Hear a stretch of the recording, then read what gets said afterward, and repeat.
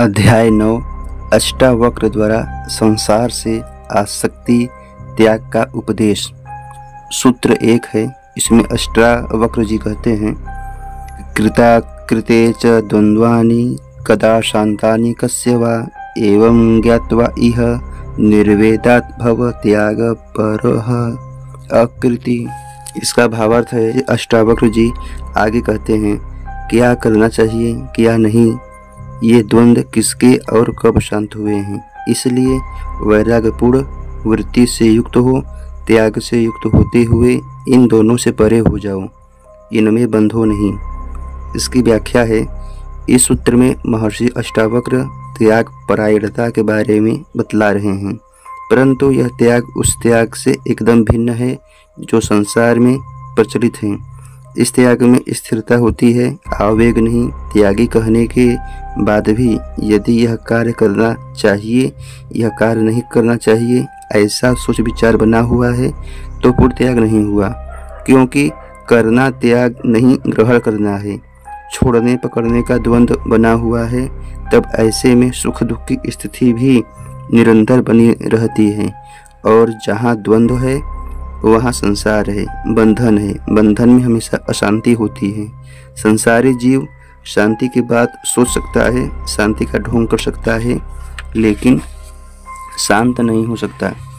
यह परम सत्य है। इसलिए महर्षि अष्टावक्र 8वें प्रकरण में बंधन और मोक्ष की व्याख्या करने के पश्चात इस प्रकरण में शांति का उपाय बता रहे हैं कि संसार के प्रति उदासीन होकर अथवा उसकी उपेक्षा कर स्वयं के स्वभाव आत्मा में स्थित हो जाने से ही शांति प्राप्त होगी, वरना नहीं। अष्टावक्र कहते हैं कि जो कर्म किए जा चुके हैं वे कामना और अहंकार वश किए गए हैं, इसलिए उनका परिणाम तो अवश्य ही भोगना पड़ेगा। उनसे बचने का कोई उपाय नहीं है। ये बिना भोगे शांत नहीं हो सकते। इसलिए ये तो बंधन है ही, परंतु जो कर्म अभी तक नहीं किए गए हैं वे भी बंधन ही है, क्योंकि उन कर्मों की करने की इच्छा अभी अंदर स्थित है। मनुष्य कर्मों से ज्यादा अशांत नहीं हो, लेकिन वह विचारों और वासनाओं से ज्यादा परेशान है। कर्मों की तुलना में विचारों की महत्ता अधिक होती है, क्योंकि वे ही कर्म के कारण होते हैं। अर्थात मनुष्य जब मन में विचार लाता है तभी वह कर्म करता है। इसलिए ऐसा कहा गया है, विचारों की तरंगे उठते ही गंदगी अंदर प्रवेश कर जाती है। यही पाप हो गया, यही बंधन बन गया, उपद्रव का आरंभ हो गया। केवल अपराध करना ही पाप नहीं होता, बल्कि अपराध करने का विचार मन में आना भी पाप ही होता है, क्योंकि इन विचारों के द्वारा ही मनुष्य पापी बन जाता है। इसी से मनुष्य के सुख दुख का आभास होता है। संसार द्वंद्वात्मक है। यह संसार सुख दुख, लाभ हानि, प्रेम घृणा, हिंसा अहिंसा, त्याग ग्रहण, प्रवृत्ति अप्रवृत्ति, जीवन मृत्यु आदि द्वंद्वों के आधार पर ही चलता है। संसार की गति ही द्वंद्वात्मक होती है। ये द्वंद्व एक सिक्के के दो पहलू हैं, जिसमें एक को ग्रहण किया गया तो दूसरे का त्याग कर दिया जाता है।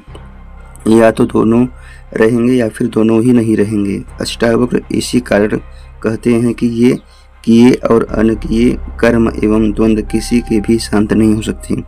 ऐसा निश्चित मानकर इस संसार के प्रति उदासीन होकर त्यागपरायण तथा अव्रती होना ही शांति का सबसे आसान उपाय है। अनेक व्रत करते हुए, कसमें खाते हुए इनको त्यागने के प्रयत्न से मनुष्य और अधिक अशांत हो जाता है।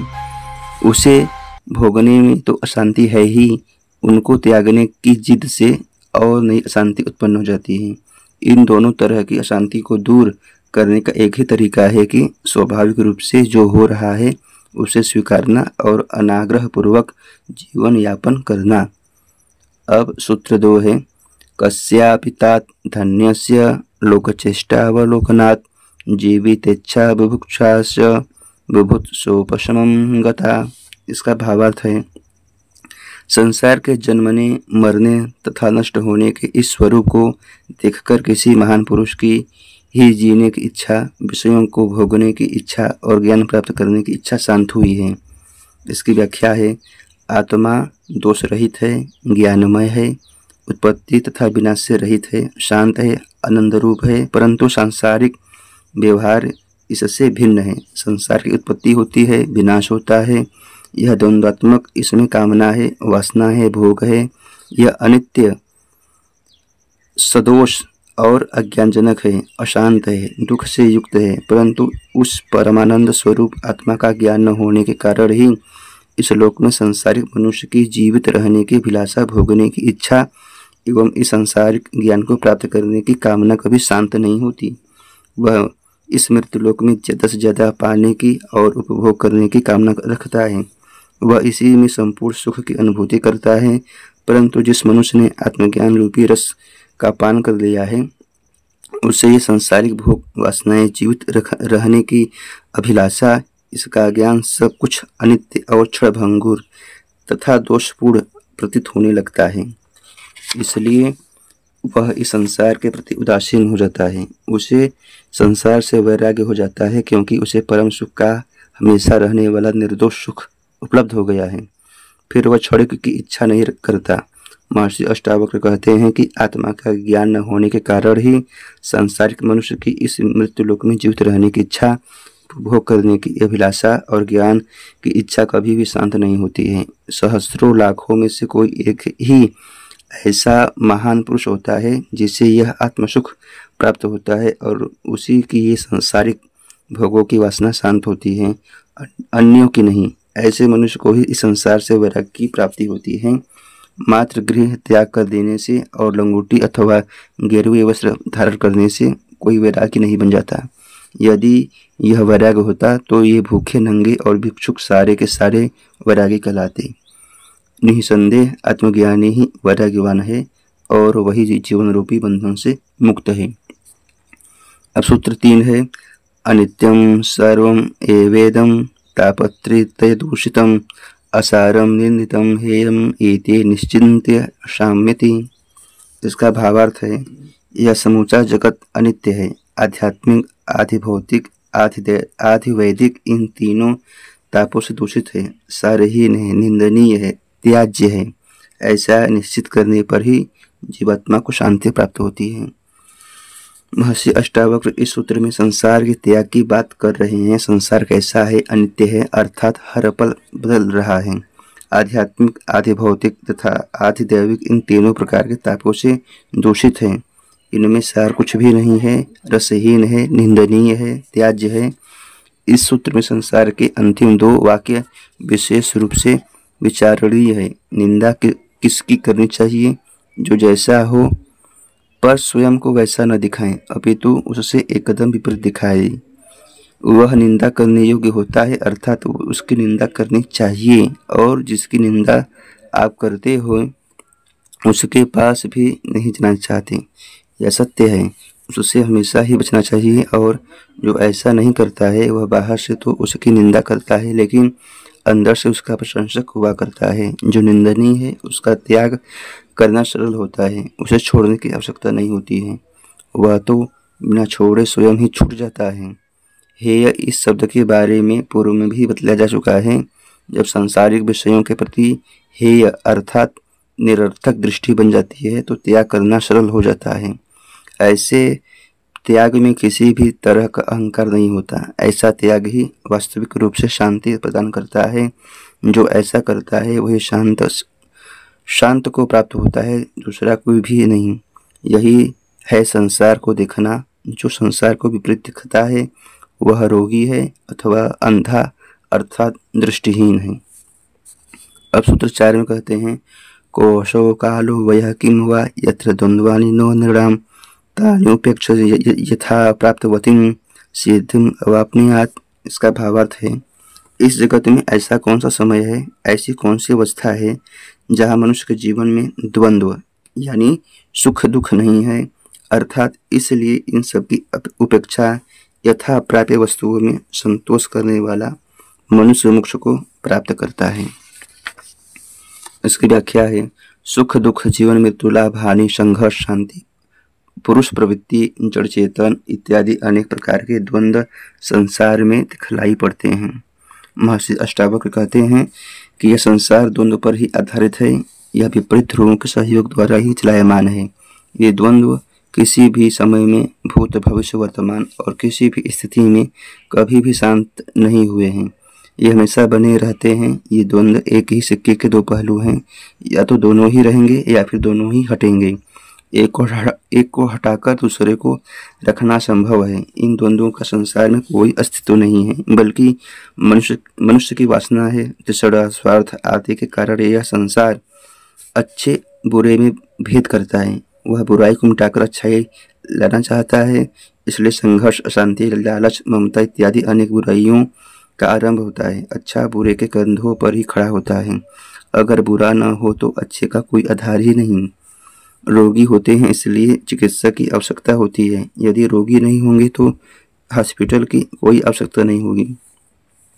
चोर लुटेरों के कारण ही पुलिस और न्यायालय की व्यवस्था की गई है।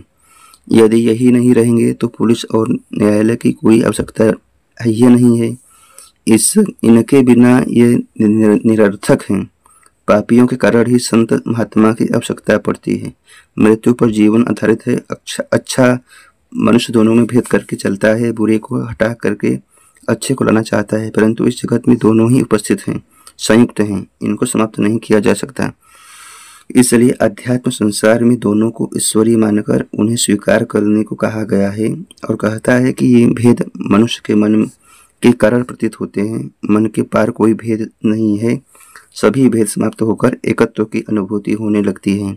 यही ज्ञान है। जब तक अंतर दिखलाई पड़ता है तब तक वह अज्ञान है। इसलिए अष्टावक्र कहते हैं कि इनकी इच्छा न करते हुए यथा प्राप्य वस्तुओं में संतोष प्राप्त करने वाला ही आत्मज्ञान को प्राप्त करता है। उसी को आत्मज्ञान होता है। सृष्टि में भेद दृष्टि रखने वाले मनुष्य को प्राप्त करने के अधिकारी नहीं है। बुद्ध ने भी उपेक्षा शब्द का प्रयोग किया है। तंत्र कहता है सब कुछ ईश्वरी मानकर स्वीकार कर लेना चाहिए। भक्त कहता है अच्छा बुरा सुख दुख सब कुछ उसी का है, वही देता है, इसलिए हमें उसकी आज्ञा का पालन करना चाहिए, उसे प्रसन्नतापूर्वक ग्रहण कर लेना चाहिए। भाषाएं अलग अलग हैं परंतु अर्थ एक ही है। द्वंद्व को स्वीकार कर लेना ही मुक्ति का मार्ग है। अब सूत्र 5 में कहते हैं नाना मतम महर्षिणां साधूनां योगिनां तथा दृष्ट्वा निर्वेदम आपन्नः को न शाम्यति मानवः। इसका भावार्थ है महर्षियों, योगियों और साधुओं के अनेक विचार हैं। ऐसी अनुभूति करते हुए जानते हुए वैराग्य को प्राप्त हुआ ऐसा कौन है जिसे शांति प्राप्त न हुई हो। विविध विचारों में भटके बिना वैराग्य की प्रवृत्ति मात्र से ही मनुष्य शांति को प्राप्त करता है, यह निश्चित है।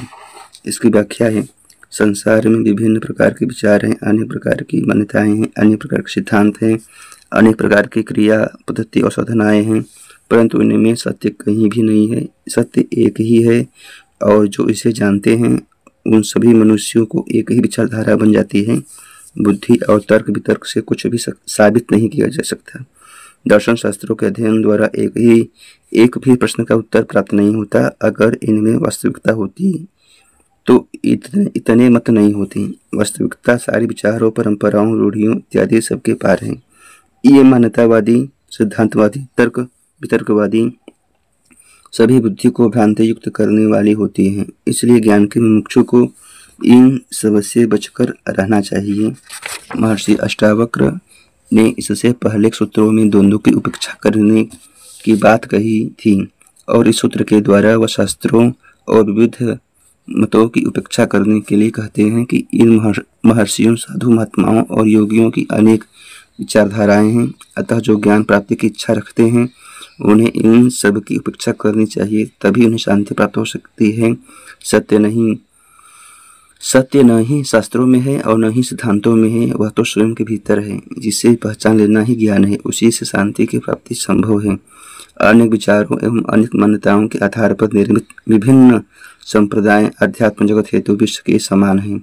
जो घाड़ी के बैल के समान निरंतर स्वयं के धर्म और संप्रदाय के घेरे में घूम रहे हैं, उनकी कोई निश्चित मंजिल नहीं है, अर्थात वे कभी नहीं पहुँचते हैं। परंतु ज्ञानी इन सब घेरों से ऊपर उठकर एक आत्मानुभूति करता है, तभी उसे शांति प्राप्त होती है। सूत्र 6 है कृत्वा मूर्ति परिज्ञानम चैतन्यस्य न गुरुः निर्वेद समता युक्त्वा यस्तारयति संसृते। इसका भावार्थ है, चैतन्य के सच्चे स्वरूप को जानकर त्याग, समत्व की दृष्टि तथा युक्ति से जो संसार में स्वयं को तारता है, या वह गुरु नहीं है, वही वास्तविक रूप में सच्चा गुरु होता है। बाकी तो नाम मात्र के लिए गुरु हैं। इसकी व्याख्या है, पहले बताया जा चुका है कि ज्ञान प्राप्ति हेतु शिष्य की पात्रता ही मुख्य है, गुरु गौड़ है। गुरु की सिर्फ उपस्थिति आवश्यक है, जिसके कारण घटना घटित होती है। गुरु कुछ भी नहीं करता, न ही वह ज्ञान दे सकता है, न ही मुक्ति, बल्कि शिष्य की पात्रता ही इसका कारण होती है। परंतु गुरु की अनुपस्थिति में अगर घटना घटती है तो वह उससे संभाल नहीं पाती। ऐसी अवस्था में गुरु ही संभालता है, परंतु आत्मज्ञान हो जाने पर वह शिष्य स्वयं गुरु बन जाता है। सच्चा गुरु तो अंदर विद्यमान आत्मा ही है, दूसरी कोई नहीं। उसी गुरु को प्रकट करने में बाहरी गुरु की सहायता करता है। अतः यह बाहरी गुरु तो उद्देश्य मात्र होता है और आत्मज्ञान होने के पहले ही उसकी आवश्यकता होती है। जब स्वयं का भीतरी गुरु प्रकट हो जाए तो इस बाहरी गुरु का परित्याग कर देना चाहिए। जैसे दूसरे विधि विधान, शास्त्र, धर्म, संप्रदाय, जाति आदि का त्याग किया जाता है, यहाँ तक कि मूर्ति पूजा, कर्मकांड, साकार उपासना इत्यादि का परमेश्वर का भी त्याग कर देना चाहिए, अन्यथा वे भी बंधन बन जाते हैं। जिस प्रकार रामकृष्ण ने काली को छोड़ा था, शंकराचार्य इसलिए परमेश्वर को भी माया का त्याग करने की बात कहते हैं। बुद्ध ने तो आत्मा के भी त्याग की बात की है। ऐसे ही स्वयं गुरु प्राप्त हो जाने पर इस बाहरी गुरु का भी त्याग करना आवश्यक हो जाता है, अन्यथा जो गुरु मुक्त कराता है वही बाद में बंधन बन जाता है। आत्मा ही हमारा सच्चा गुरु होता है। बुद्ध इसी कारण कहते हैं कि अपना प्रकाश स्वयं बनो, दूसरों के दीपक से काम नहीं चलता। महर्षि अष्टावक्र कहते हैं कि जो किसी की तरह से चाहे वह उपेक्षा या समता की चाहे, फिर इन सांसारिक संघर्षों की उपेक्षा कर दी जाए या इनको समान मान लिया जाए। कृष्ण ने समता की बात कही है। सुख दुख, लाभ हानि और जय पराजय को समान मानकर या किसी अन्य तरीके से जिसने अपने चैतन्य स्वरूप का बोध कर लिया है, वही स्वयं को संसार से तार लेने में सक्षम है। और ऐसा ज्ञानी स्वयं ही गुरु होता है, फिर उसे दूसरे गुरु की आवश्यकता नहीं होती है। जिस प्रकार किनारे पर आ जाने पर नौका को छोड़ दिया जाता है, इसका तात्पर्य यह बिल्कुल नहीं है कि आत्मज्ञान होने के पूर्व भी गुरु नहीं होना चाहिए, लेकिन वह गुरु भी आत्मज्ञानी ही होना चाहिए। दूसरा कोई न गुरु बन सकता है और न ही किसी का सही मार्गदर्शन कर सकता है। अज्ञानी उपगुरु तो बन सकता है, शिक्षक भी बन सकता है, लेकिन वह गुरु कभी नहीं बन सकता। सूत्र 7 है, पश्य भूत विकारांस्त्वं भूतमात्रान् यथार्थतः तच्छड़ाद्वंद्व निर्मुक्तः स्वरूपस्थो भविष्यसि। इसका भावार्थ है, पंच महाभूतों के कार्य रूप विकारों को पंच महाभूत रूप में उसके वास्तविक रूप स्वरूप जब तुम देखोगे, उसी क्षण सभी प्रकार के बंधनों से मुक्त होकर अपने स्वरूप में स्थित हो जाओगे। इसकी व्याख्या है, मुक्त होने में कितना समय लगता है? एक क्षण भी नहीं। दीपक के प्रज्वलित होते ही अंधकार भाग जाता है। अगर बरसों पुराना अंधकार है तो वह भी एक पल में ही भाग जाता है।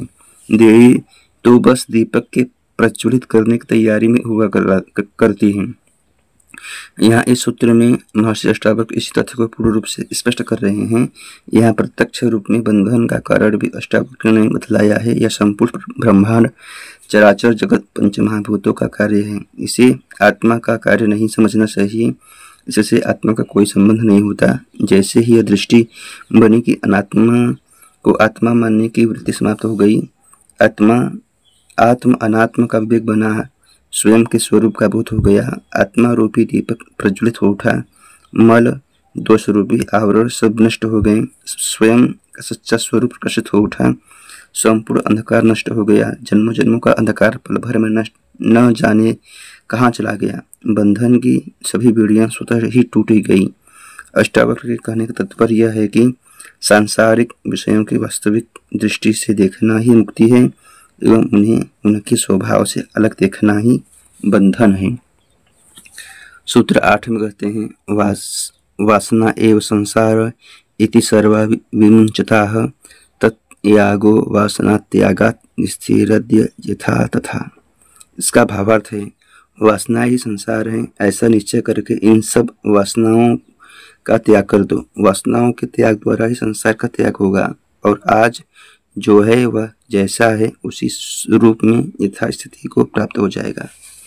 इसकी व्याख्या है इस सूत्र में महर्षि अष्टावक्र वासना ही संसार है अपनी इस बात को स्पष्ट करते हुए कहते हैं यह संसार भूत मात्र है, लेकिन हमारी वासना के कारण ही यह हमें वास्तविक दिखलाई पड़ता है, वरना यह मिथ्या है, अर्थहीन है। अतः वासना ही संसार है और सभी प्रकार की वासनाओं का त्याग करते ही संसार का त्याग सहज रूप में हो जाएगा। वासना सांसारिक विषयों के प्रति होती है। यदि तू वासना का त्याग कर देगा तो संसार जैसा है वैसा ही रहेगा, परंतु तू बंधन मुक्त हो जाएगा। वासना के कारण ही संसार तेरे लिए बंधन बना हुआ है, इसने तुझे नहीं बंधा हुआ है, अपितु तू अपनी वासना के कारण स्वयं ही इसमें बंध गया है। अपनी इच्छा पूर्ति के लिए ही तू स्त्री पुत्र घर गृहस्थी परिवार समाज आदि से बंधा हुआ है। जिस क्षण तूने वासना और आकांक्षाओं का परित्याग कर दिया उसी क्षण तू बंधनों से मुक्त हो जाएगा। तुझे इस बंधनों से मुक्ति प्राप्त करने हेतु कहीं घर छोड़कर जंगलों में भी जाना पड़ेगा। पत्नी बच्चे परिवार समाज इत्यादि किसी का भी त्याग नहीं करना पड़ेगा। वासनाओं का यदि त्याग हो गया तो फिर तू जहाँ चाहे वहाँ रह, कोई फर्क नहीं पड़ता। और कामनाओं के रहते अगर तू हिमालय पर्वत की गुहा में भी जाकर रहेगा तो भी संसार तेरा पीछा नहीं छोड़ेगा। महर्षि अष्टावक्र सभी प्रकार की वासनाओं को छोड़ने का बात कह रहे हैं, फिर चाहे वह लोक वासना हो या शास्त्र वासना या शारीरिक वासना। शरीर और शास्त्र वासना का भी परित्याग करने पर आत्मबोध हो जाता है, परंतु अंत में आत्मा ईश्वर आदि के त्याग से मुक्ति ही प्राप्त होती है। अष्टावक्र अंत में जिज्ञासु की वासना और संसारी की वासना में अंतर स्पष्ट करते हुए कहते हैं जिज्ञासु की वासना संसार के विषयों को नहीं होती, वह बंधन युक्त नहीं करती, अपितु वह तो मुक्ति का मार्ग हेतु साधन रूप होती है। कुछ तत्वज्ञानियों ने इसी आधार पर शुद्ध तथा मलिन वासनाओं की चर्चा की है। महर्षि वाल्मीकि ने मलिन वासना को जन्म का कारण बतलाया है, जबकि शुद्ध वासना को जन्म के विनाशकर्ता के रूप में संबोधित किया है।